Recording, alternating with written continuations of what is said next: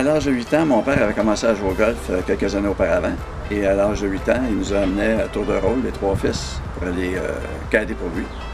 Alors, on servait de cadet, on marchait 18 trous et on lui donnait ses bâtons. C'était une journée agréable en compagnie de notre père. Et à l'âge de 8 ans et demi, il a commencé à vouloir me faire frapper quelques balles. Et c'est comme ça que j'ai commencé à frapper des balles tranquillement. J'y ai pris goût assez rapidement. Alors, une fois qu'on a quitté Ville-Mont-Royal, mon père était rentré membre à Laval-sur-le-Lac et lorsque j'ai eu 12 ans, en 1956, j'ai pu rentrer membre également.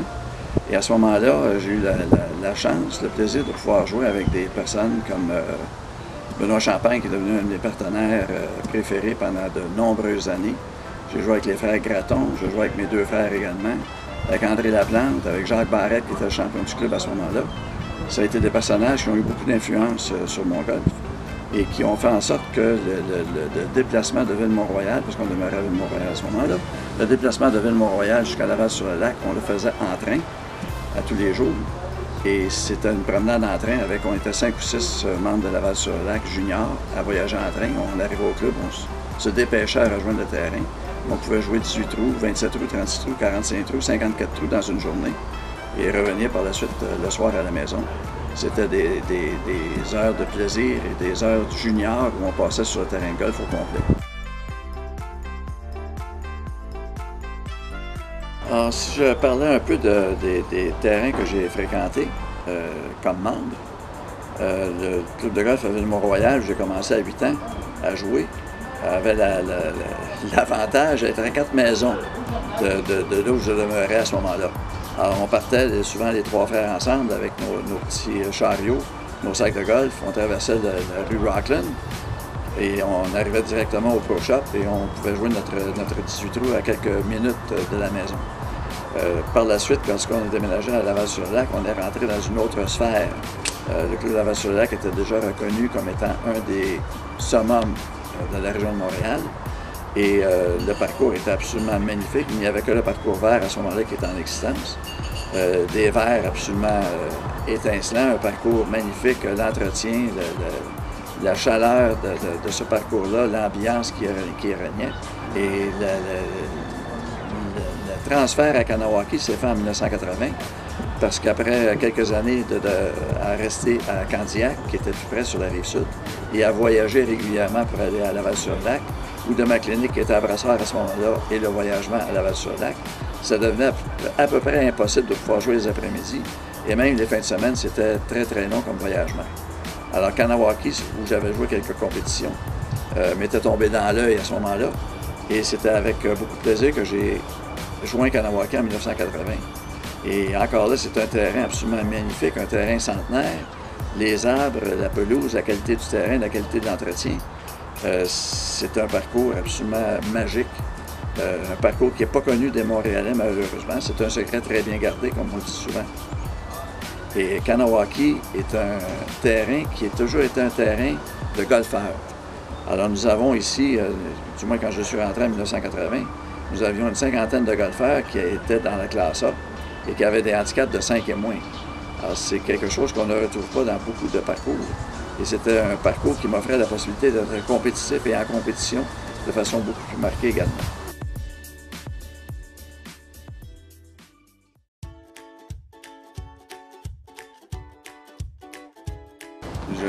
Je pense que ce qui est stimulant au golf en compétition, ce qui nous amène à vouloir faire la compétition, c'est de toujours se surpasser. Alors, c'est bon de réussir quelques coups. Quand on joue entre amis, qu'on en réussisse un, qu'on le rate ou quoi que ce soit qui arrive, ça n'a aucune conséquence. Quand on joue en compétition, on est obligé de se forcer et de toujours essayer d'atteindre le maximum possible. Et chaque coup est important, chaque coup on doit se concentrer.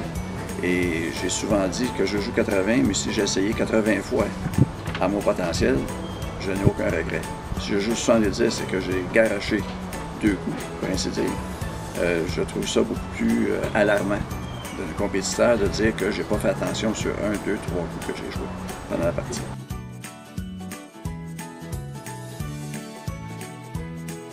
Dans mes très bons souvenirs de golf, je ne peux pas faire autrement que de penser au Phoenix, que j'ai eu la chance de remporter avec Benoît Champagne à l'occasion 9 fois de cette compétition-là. Et chose intéressante, la première année que nous avons gagné en 69, et la deuxième année que nous avons gagné, je crois que c'était en 74 ou en 75. Mais pendant toutes ces années-là, nous avions qualifié pour jouer en compétition, mais pas pour la section du championnat comme tel. Et jamais pendant ces années-là, nous avons perdu un match en compétition. Alors c'est un souvenir qui est assez mémorable. Et je pense que Benoît, de son côté, la même chose, doit penser la même chose également. Ça a été des expériences très, très fortes.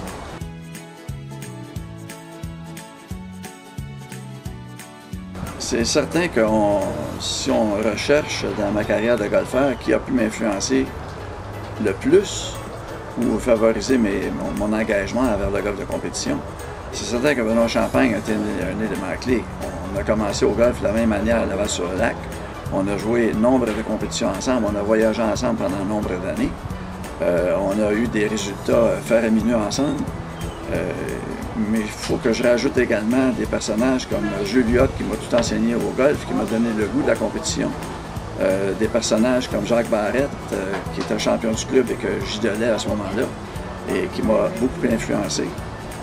Des personnages comme André Maltais également, même rendu à Kanawaki. Des partenaires de jeu que j'ai eus m'ont propulsé dans un autre niveau de compétition également. Et dans les compétitions provinciales et internationales, je ne peux pas faire autrement que mentionner Graham Cook. Si tous les critères de sélection, autant de la renommée, étaient basés sur Graham Cook, il y en aurait un seul seulement et ce serait Graham. Mon plus grand accomplissement, encore là, j'ai de la difficulté à isoler une compétition en particulier ou c'est plutôt, encore une fois, la longévité. J'ai réussi à gagner le championnat amateur du Québec en 72, 79 et 87. J'ai gagné le championnat amateur moyen du Canada en 89. J'ai perdu en finale en 90. J'ai joué dans le championnat senior du Canada pendant plusieurs années. J'ai fini 6e ou 5e à 7 ou 8 occasions. J'ai toujours été présent et j'ai toujours réussi à quand même performer assez bien. Et le golf a ceci de particulier, vous pouvez jouer la meilleure ronde de votre vie, mais si quelqu'un joue un de mieux que vous, vous ne gagnez pas. Alors, les résultats, à la fin, dépendent beaucoup aussi un peu de chance, qu'est-ce que les autres joueurs vont réussir à jouer, mais c'est toujours l'importance de performer au meilleur de ses possibilités à chacune des compétitions. Et c'est ça que je retiens le plus de toute ma saison, de toute ma carrière.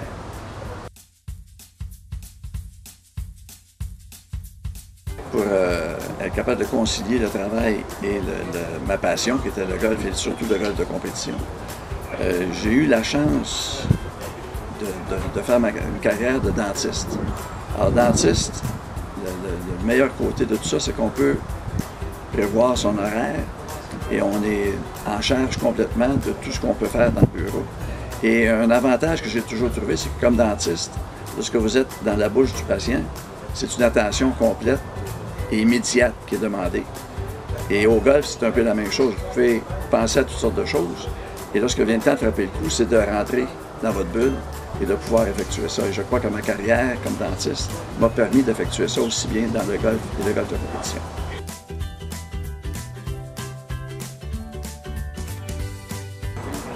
On parlait d'une implication à mon terrain. J'ai également été impliqué au niveau de l'Association de golf du Québec.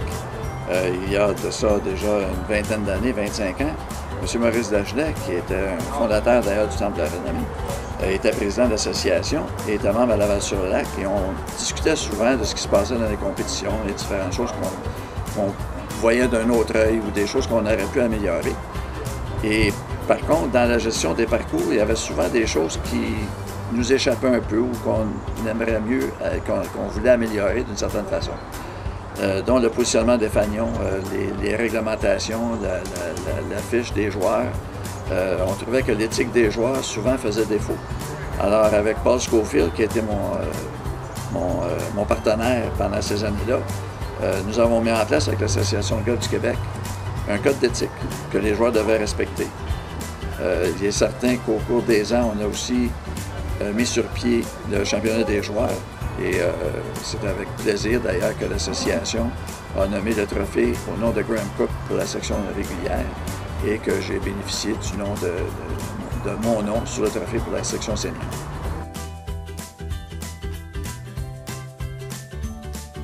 L'industrie du golf a évolué énormément depuis quelques années et je pense que le fait que les femmes jouent de plus en plus au golf est très bon pour l'industrie. Je crois par contre qu'il faut aussi rendre la partie plus facile pour les jeunes. Amener les familles à participer en famille et non pas que le mari joue de son bord, la femme a l'occasion, les enfants, si jamais il y a une occasion qui se présente, de pouvoir aller sur un terrain de golf. Et j'aime beaucoup ce que j'ai vu dans plusieurs clubs, dont Laval-sur-Lac, où je suis allé jouer récemment, ou des clubs comme Victoriaville, où ça se fait depuis nombre d'années, où il y a des parcours, où c'est marqué premier élan, où c'est marqué premier départ, où les jeunes vont jouer des terrains de 3000, 3500 verges, et vont avoir du plaisir, ils peuvent jouer avec leurs parents. Et les clubs dont je fais partie, où les enfants ne peuvent pas jouer avant l'âge de 10 ou 12 ans, accompagnés de leurs parents, je crois qu'il faut amener ça maintenant à un âge de 8 ans et même commencer à entraîner les jeunes à 6 ans pour leur favoriser ce sport-là.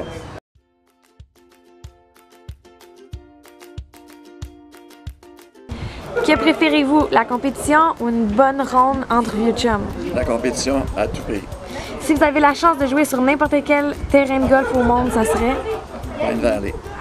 Et si vous pouvez inviter 3 personnes de votre choix, n'importe qui, pour former votre quatuor de rêve, ce serait? Ma femme, ma fille, mon gars. Votre bâton préféré est? Oh, je dirais probablement le driver, actuellement. Préférez-vous driver ou putter? Présentement, je préfère driver parce que le putting me met souvent dans le trouble. À quel moment de la journée préférez-vous jouer au golf? J'ai beaucoup de plaisir depuis nombre d'années, même à Laval-sur-Lac, partir vers les 4h30, 5h avec mon épouse, ou avec mes enfants, même au club ici, et jouer vers ces heures-là, vers les 5h, 5h30, lorsque le soleil commence à se coucher. Il y a une tranquillité sur un terrain de golf à cette heure-là, qu'on retrouve difficilement à d'autres moments. Suite à une ronde de golf, une journée parfaite finirait en faisant? En buvant un bon coke.